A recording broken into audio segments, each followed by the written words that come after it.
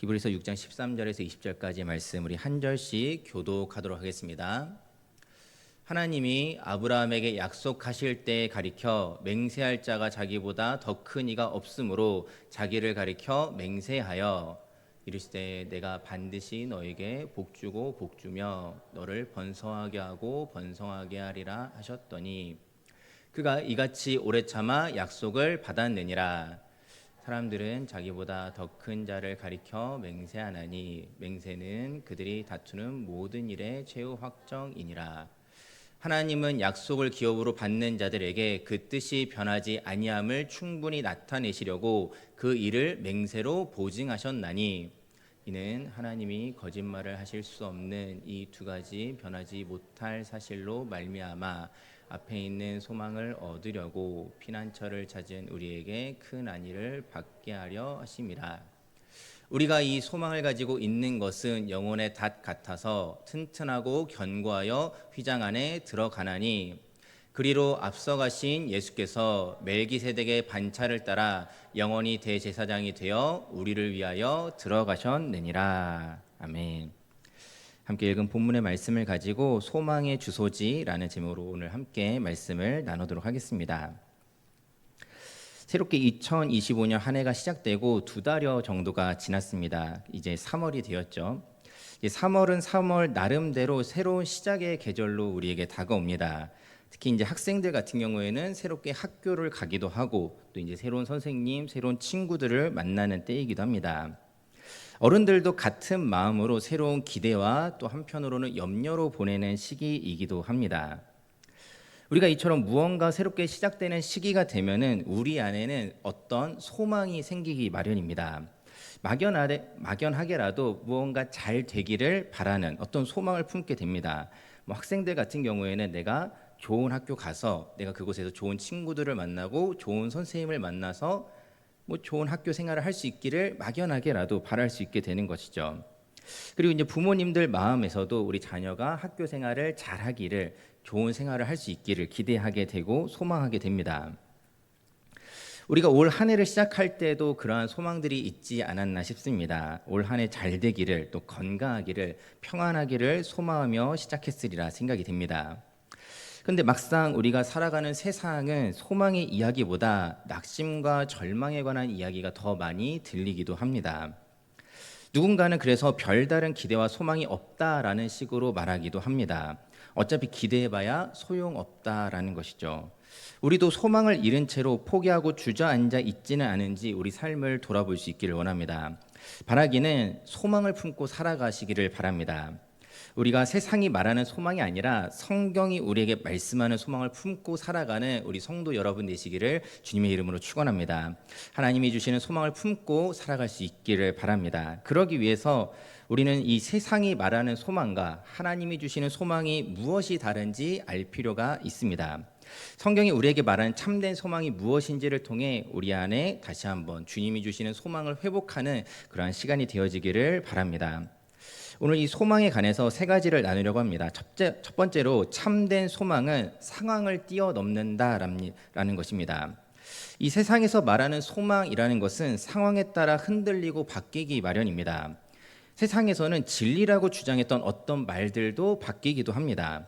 또 살아가다 보면은 어제까지는 맞는 말이었지만은 오늘은 틀린 말이 되는 그런 어떤 일들도 있습니다. 또 어떤 전망을 바라보면서 이럴 것이다, 어떻게 될 것이다 라고 이야기하며 소망을 가지기도 하지만은 이러한 전망이라는 것도 하루아침에 바뀌기도 하는 것이 우리가 살아가는 세상입니다. 그래서 세상을 보면 도대체 어디에 소망을 두고 살아야 할지 모르겠다라는 말을 하는 경우들도 있습니다. 하지만 하나님이 주시는 소망은 상황에 좌지우지 되지 않습니다. 하나님이 주시는 소망은 그 상황을 뛰어넘기 때문입니다. 오늘 본문인 히브리서에서 아브라함의 이야기를 통해 우리에게 이 사실을 말씀하고 있습니다. 이 하나님께서 아브라함에게 약속을 주실 때를 언급하고 있습니다. 하나님께서 아브라함에게 주신 약속을 오늘 본문 14절은 요약해서 말하기를 이렇게 이야기합니다. 히브리서 6장 14절을 보면은 이르시되 내가 반드시 너에게 복주고 복주며 너를 번성하게 하고 번성하게 하리라 하셨더니라고 말씀하고 있습니다. 하나님께서 아브라함에게 복을 주시고 번성하게 하리라 약속하셨습니다. 이것은 우리가 잘 아는 어떤 이삭에 관한 이야기이기도 하고 궁극적으로는 예수 그리스도를 예표하는 그 약속에 대한 부분입니다. 그런데 아브라함의 상황을 보자면은 그 당시에 아브라함의 상황을 보면은 사실 이러한 소망을 가질 수 없는 상황이었습니다. 그가 이 약속을 받았을 때도 이미 나이가 적지 않았습니다. 그리고 아브라함의 시간이 거꾸로 흐르는 것도 아니죠. 그는 계속해서 늙어가는 상황이었습니다. 또 그 안에 사라도 마찬가지였습니다. 사람이 상황적으로 무언가 나아지지 않을 때 다른 대안을 찾게 됩니다. 그래서 아브라함도 보면은 하나님께서 이제 이 이삭에 대한 어떤 약속을 받긴 했지만은 그것이 구체적으로 잡히지 않을 때, 그것이 보이지 않을 때 자신의 종을 이야기하기도 하고요. 또 하가를 통해 낳은 이스마엘을 이야기하면서 하나님 차라리 이 자녀로 저를 상속하게 해주십시오. 그런 어떤 대안을 자기 나름대로 제시하는 모습도 보입니다. 거기에 소망을 걸어보는 것이죠. 상황적으로는 또 그 방법이 제법 그럴듯해 보이기도 합니다. 하지만 하나님은 아브라함을 오래 참게 하시는 것을 우리는 잘 알고 있습니다. 오늘 본문 15절에서는 이런 아브라함의 모습을 가리켜서 그가 이같이 오래 참아 약속을 받았다라고 말하고 있습니다. 오래 참았다라는 말을 조금 풀어보자면은 그에게 매우 큰 인내심이 필요했다라는 말이죠. 끈질김과 기다림이 그에게 요구되었다라는 말입니다. 야구도였다는 말입니다. 달리 말하자면은 당장 성취가 전혀 없는 채로 오랜 시간을 보내야 했다라는 것입니다. 무언가 되는 듯이 보이기라도 하면 모르겠지만은 아브라함은 그런 것 없이 그저 오래 참아야 했던 것입니다. 우리도 살면서 느끼지만은 오래 참는 일이 쉬운 일이 아닙니다. 적어도 어느 정도라도 무언가 되는 모습이라도 보여야 조금 나아지고 있구나, 전보다는 조금 낫구나라고 기대하면서 조금 더 참아볼 텐데 그런 것들이 보이지 않을 때 어떤 정체된 모습이 보일 때 우리는 낙심하곤 합니다. 그래서 다른 대안, 다른 소망을 찾기도 하게 되는 것이죠. 하지만 하나님은 아브라함에게 그러셨고 때로는 우리에게도 참 오래 참게 하시는 때가 있지 않나 싶습니다. 이러한 오래 참음 속에서 분명한 사실은 무엇입니까? 하나님이 우리에게 요구하시는 인내는 허무하게 끝나지 않는다라는 사실입니다. 하나님이 우리에게 때로는 인내하게 하시지만은 그 인내를 절대로 그냥 허무하게 끝나게 내버려 두지 않으신다라는 것입니다. 우리가 세상을 바라보며 오래 참는 일들은 때로는 허무하게 끝나는 일들이 있습니다. 내가 왜 이렇게 시간을 헛되이 보냈을까 생각되는 지점들이 있습니다. 하지만 하나님을 바라보며 오래 참는 일은 절대로 하나님께서 헛되게 하지 않으시음을 믿으시기 바랍니다. 하나님께서 우리에게 그 오래 참음을 요구하실 때에는 그 인내로 말미암아 또 그 오래 참음으로 말미암아 하나님의 약속을 기다리게 하시는 것이기 때문입니다. 하나님이 주시는 소망은 이처럼 소망을 뛰어넘는다는 사실을 우리는 기억해야 됩니다. 우리 모두 이러한 사실을 기억하면서 하나님을 보며 오래 참음으로 소망으로 이 상황에 좌지우지되는 것이 아니라 소망으로 상황을 뛰어넘는 그런 믿음의 자녀들 되어지기를 주님의 이름으로 축원합니다. 그렇다면 우리는 이 소망을 또 어떻게 얻을 수 있을까요? 두 번째로 참된 소망은 하나님의 약속을 신뢰할 때 주어진다라는 사실입니다.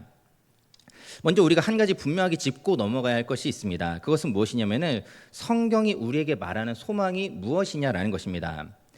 우리 성경이 우리에게 말씀하는 이 소망이라는 것은 어떤 막연한 느낌이 아니라 분명한 약속이라는 사실을 우리는 잊지 말아야 됩니다. 성경이 말하는 소망은 감정이나 기분, 어떤 느낌이 아닙니다. 오늘 히브리서에서도 강조하는 이 소망이란 단어는 인간의 주관적인 태도를 말하지 않습니다. 막연하게 잘 되겠지 하는 낙관주의적인 감상이 절대로 아닙니다.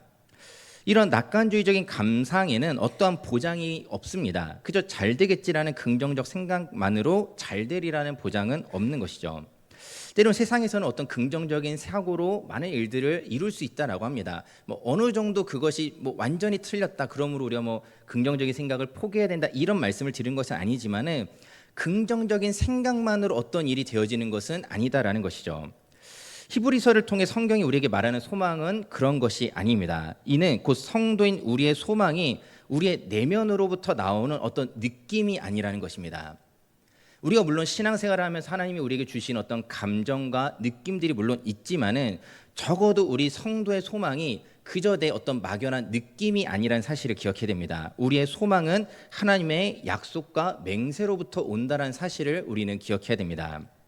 하나님은 우리에게 소망을 약속하신 분이십니다. 또 그 약속을 맹세하신 분이시기도 합니다. 오늘 본문에서도 반복적으로 하나님께서 이 자기보다 더 큰 이가 없으므로 하나님 자신을 가리켜 맹세하셨다라는 말씀을 하고 있습니다. 오늘 본문 16절에서도 말하기를 사람들은 자기보다 더 큰 자를 가리켜 맹세하나니 맹세는 그들이 다투는 모든 일의 최후 확정이니라 라고 말씀하고 있습니다.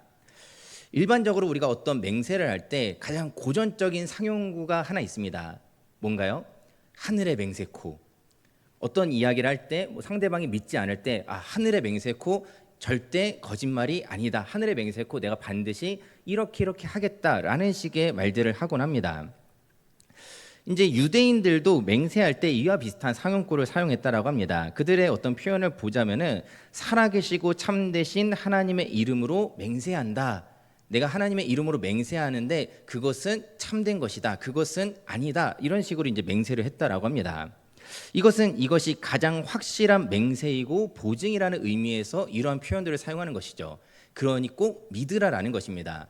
그냥 어떤 표현으로서만이 아니라 내가 그만큼 이 약속이 분명하다라는 것을, 이 맹세가 분명하다라는 것을 증명하기 위해서 사용하는 표현이기도 한 것입니다. 오늘 16절 하반절에서도 이러한 맹세는 그들이 다투는 모든 일의 최후 확정이라고 말하고 있습니다. 다른 성경 번역에서는 모든 논쟁을 마치게 하는 맹세라고 번역하기도 했습니다. 이것은 더 논할 필요 없는 마지막이라는 의미고 그만큼 확실한 맹세요 보증이라는 표현입니다. 오늘 히브리서에서는 이러한 보증을 하나님이 우리에게 하셨다라고 말씀하고 있는 것입니다. 하나님이 약속하시고 그 약속을 맹세하셨다라고 우리에게 말씀하고 있습니다. 이 이상 더 큰 보증은 존재하지 않는다라고 말씀하고 있습니다. 하나님보다 더 큰 자가 없기 때문입니다. 그런 하나님의 약속과 맹세가 믿는 우리에게 주어졌다라는 것을 우리는 반드시 기억해야 할 줄 믿습니다. 이 약속을 신뢰할 때 우리에게 참 소망이 주어진다라는 사실을 믿으시길 바랍니다. 성경은 또 우리에게 말씀하고 있습니다. 하나님이 어떤 분이신가? 우리에게 이런 약속을 하시고 맹세를 주시는 분은 그럼 어떤 분이신가? 오늘 히브리서를 잠깐 벗어나서 성경 전체에서 하나님을 이야기할 때 하나님 어떤 분이라고 말씀하십니까? 요약해서 이야기하자면 하나님은 신실하신 하나님이다라고 표현하고 있죠. 우리가 민수기 23장 19절 말씀 하나만 같이 보도록 하겠습니다. 민수기 23장 19절에서는 하나님에 대해서 이렇게 표현하고 있습니다. 같이 읽겠습니다. 시작. 하나님은 사람이 아니시니 거짓말을 하지 않으시고 인생이 아니시니 후회가 없으시도다. 어찌 그 말씀하신 바를 행하지 않으시며 하신 말씀을 실행하지 않으시랴. 아멘. 하나님께서 이런 분이시다라는 것을 민수기뿐만이 아니라 성경 전반에서 우리에게 말씀하고 있다라는 것입니다. 이러한 분이 우리에게 약속하시고 보증하신 소망이 있다라는 사실을 우리는 기억해야 됩니다. 우리가 일상에서 만나는 관계에서도 이 약속에 대한 보증은 그 사람에 대한 신뢰도로 결정되기 마련입니다. 예를 들어서 약속을 자주 어기는 사람이라면은 그 사람이 아무리 이번엔 진짜야, 하늘의 맹세코 이번엔 진짜야 라고 말해도 별다른 기대를 품게 되지 않기 마련입니다. 또 말만 저러겠지 생각이 들 수 있습니다. 하지만 약속을 꼭 지키는 사람이 어떤 약속을 한다면은 그 약속은 기대요 소망이 된다라는 것입니다. 우리가 부모를 절대적으로 신뢰하는 아이들의 모습을 보면 이것을 잘 알 수 있습니다. 이 부모를 절대적으로 믿는 이 어린 아이들은 부모가 아이에게 어떤 약속을 하는 그 순간부터 기뻐하는 모습을 볼 수 있습니다. 예를 들어서 어떤 아이의 아빠가 이번에 우리 어린이날에 어디 놀러 가자라고 하면은 그 아이는 아직 안 갔는데 그냥 이미 마음이 거의 가 있는 거죠. 이미 기뻐합니다. 또는 생일 선물로 아빠가 이번에 엄마가 이런 거 선물해 줄게라고 하면은 그 아이가 그 선물을 받기 전부터 이미 기뻐하는 모습을 볼 수 있습니다. 아직 받지도 않았는데 이미 받은 것처럼 그것을 기뻐하고 소망하며 살아가는 것을 볼 수 있습니다. 어떻게 그럴 수 있습니까? 부모를 사랑하고 신뢰하기 때문이죠. 한번 우리의 모습을 돌아볼 수 있길 원합니다. 우리는 어떻습니까? 우리 한번 스스로에게 다시 한번 질문해 봤으면 좋겠습니다. 하나님을 사랑하십니까? 또 하나님을 신뢰하십니까? 하나님의 약속이 우리를 향하고 있음을 믿으십니까? 우리가 참된 소망을 얻고자 한다면 먼저 그 약속을 주신 분이 누구신지, 어떤 분이신지 다시 한번 기억해야 될 것입니다. 우리에게 약속을 주신 분은 언제나 신실하신 여호와 하나님이심을 기억할 때 우리 안에도 그 어린아이와 같은 기쁨과 소망이 회복되어질 줄 믿습니다. 그러므로 우리는 무엇보다 우리에게 신실한 약속을 주신 그 하나님을 기억하고, 그 하나님이, 신실하신 하나님이 또한 우리에게 약속 주셨음을, 그 약속을 맹세하신 분이시라는 것을 기억해야 할 줄 믿습니다. 세 번째로, 참된 소망은 무너지지 않는다라는 것입니다. 이 신약 성경을 현대 영어로 번역한 필립스라는 사람이 있습니다. 그는 한때 우울증을 심하게 겪었다라고 이야기합니다. 그러면서 스스로에게 이런 질문이 생겼다고 합니다. 우울증에 빠졌을 때, 낙담했을 때 도대체 신앙이 나에게 얼마나 큰 도움이 되는가? 나의 우울과 낙담과 상심들 가운데 신앙이 과연 나에게 도움이 되는가? 라는 질문을 스스로 던졌다고 합니다. 그리고 자문자답하기를, 이 문제에 관해 기독교 신앙은 정서적으로는 별로 도움이 되지 않는다라고 말하고 있습니다. 이 말은 신앙이 소용없다라는 말이 아닙니다. 그의 결론은 이런 것입니다. 그가 말하기를, 비록 우울과 낙심과 수많은 공격을 받는다고 할지라도 우리 존재의 가장 깊은 중심부에 있을 때 우리는 비로소 영원하시고 변함이 없으신 하나님께 기대어 안식을 얻을 수 있습니다. 그러므로 우리는 위로받는다는 기분이나 느낌에 우리의 신앙을 의존할 것이 아니라, 이런 기분이나 느낌에 상관없이 살아계신 하나님을 신뢰하는 법을 배워야 합니다라고 그는 결론 내리고 있습니다. 지금 우리 시대에 많은 사람들이 우울과 침체, 낙심에 빠져 있지 않나 싶습니다. 누구 하나 긍정적으로 미래를 이야기하는 사람을 만나기가 참 어렵습니다. 이럴 때일수록 하나님을 신뢰하는 법을 배우는 저와 여러분 될 수 있기를 바랍니다. 우리 어떤 기분이나 느낌으로서가 아니라 그것과 상관없이 살아계신 하나님을 신뢰함으로써 하나님으로부터 말미암는 소망을 얻는 우리가 되어지기를 소망합니다. 우리가 살아가는 삶을 항해로 비유하면 우리의 항해 여정은 거슬러 가야 할 역풍의 연속이라고 할 수 있습니다. 쉴 새 없이 불어닥치는 바람 앞에서 우리는 어떻게 해야 할까요? 오늘 히브리서 6장 19절은 이렇게 말씀하고 있습니다. 히브리서 6장 19절을 다시 보도록 하겠습니다. 우리가 이 소망을 가지고 있는 것은 영혼의 닷 같아서 튼튼하고 견고하여 휘장 안에 들어가나니 라고 말씀하고 있습니다. 성경은 우리에게 말씀하고 있습니다. 이 소망을 가지고 있는 것이 영혼의 닷과 같다라고 말씀하고 있습니다. 소망을 가지고 있는 일이 우리에게 영혼의 닷과 같다라고 말씀하고 있다라는 것이죠. 소망의 닷이 됨이 아니라 소망을 가지는 일이 닷이 된다라는 것입니다. 그리고 소망을 가지는 일은 우리를 휘장 안으로 들어가게 한다라고 말씀하고 있습니다. 20절에서는 예수님께서 우리를 위해 앞서 들어가셨다라고 말씀하고 있습니다. 이 말씀을 통해서 우리가 기억해야 할 사실은 우리의 소망이 우리로부터 나오지 않는다는 사실을 우리는 다시금 기억해야 됩니다. 우리의 참된 소망은 하나님의 약속으로부터 말미암습니다. 우리는 하나님의 약속으로 말미암는 이 소망을 붙들어야 한다는 사실입니다. 나로부터 나오는 어떤 것이 아니라 하나님의 약속으로부터 말미암는 그 소망을 붙드는 일, 그 소망을 가지는 일이 우리에게 필요한 일이라는 것입니다. 그리고 이것은 우리를 위해 앞서가신 예수를 붙드는 일이라는 사실을 반드시 기억해야 할 줄 믿습니다. 아브라함에게 주어졌던 약속이 이삭으로 그치지 않고 궁극적으로 예수 그리스도를 통해서 완성되었음을 우리는 잘 알고 있습니다. 그리고 이 약속은 오늘을 살아가는 우리에게까지 이어지는 약속입니다. 그러므로 우리도 이 약속을 붙들 때 우리 안에 소망이 있을 줄 믿습니다. 이 소망은 연약한 우리로부터 말미암아서 이렇게 저렇게 흔들리고 좌지우지 되는 것이 아니라 신실하시고 영원하시고 변함없으신 하나님의 약속이요, 하나님의 맹세요, 보증이기 때문에 절대로 무너지지 않는다는 것을 기억하시기 바랍니다. 닻을 잘 내리고 있으면 강풍의 배가 흔들릴지언정 뒤집히지 않습니다. 우리도 때로는 세상 속에서 살아가면서 이 상황이라는 강풍이 우리를 흔들 수는 있겠지만은 흔들리지언정 무너지지 않기 위해서는 성경이 말하는 이 소망을 가져야 할 것입니다. 그러면 이 소망을 가짐이 우리의 영혼의 닷과 같이 되어서 우리를 튼튼하고 견고하게 지켜준다는 사실을 믿으시기 바랍니다. 나는 흔들려도 흔들리지 않는 소망을 붙들고 있기 때문에 우리가 자리를 지킬 수 있다는 사실을 기억하시기 바랍니다. 이 사실이 우리에게 힘이요 또한 위로가 될 줄 믿습니다. 오늘 히브리서 6장 18절은 이렇게 말씀하고 있습니다. 우리 히브리서 6장 18절 말씀 같이 읽도록 하겠습니다. 같이 읽겠습니다. 시작. 이는 하나님이 거짓말을 하실 수 없는 이 두 가지 변하지 못할 사실로 말미암아 앞에 있는 소망을 얻으려고 피난처를 찾은 우리에게 큰 안위를 받게 하려 하심이라. 아멘. 그렇습니다. 하나님은 소망을 얻으려고 피난처를 찾는 우리에게 큰 안위를, 위로를 얻게 하시는 분이십니다. 우리는 지금 소망이 보이지 않는 시대를 살아간다라고 많은 사람들이 이야기하고 있습니다. 우리가 세상을 보아도 그렇지 않나 싶습니다. 세상 가운데 무엇이 소망일까? 어떤 소망이 있을까? 어제의 소망이 오늘의 절망이 되기도 하는 정말 변덕스러운 그런 세상을 우리가 살아가고 있습니다.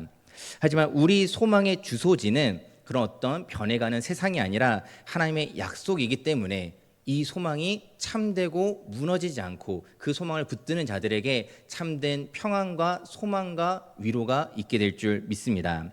우리에게 주신 약속의 말씀과 그 약속에 대한 맹세가 우리 소망의 주소지임을 기억하시기를 바랍니다. 무엇보다 이 소망의 결정체이고 실체라고 할 수 있는 우리 예수님을 붙드는 것이야말로 우리가 이 시대 가운데 소망을 잃어버리지 않는 방법인 줄 믿습니다. 이 소망으로 말미암아 영혼의 닻을 내리고 역풍 속에서도 하나님이 주시는 위로를 누리는 성도 여러분 되시기를 바랍니다. 세상이 말하는 안 되는 시대, 안 되는 세대를 넘어서서 소망의 시대, 소망의 세대로 살아가는 우리 모든 성도 여러분 되시기를 주님의 이름으로 축원드립니다.